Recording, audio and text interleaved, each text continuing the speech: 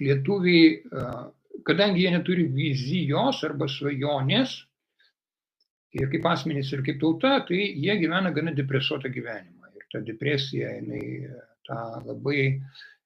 yra labai aiškus simptomas, kad nėra motyvacijos, nėra įkvėpimo veikti maksimalių geriausių būdų, įgyveninti savo stipriausias, geriausias savybės.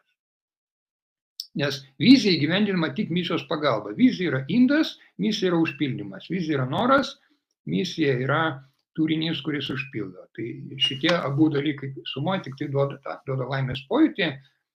Tai yra variklis, kuris žmogų ar visuomenę užveda.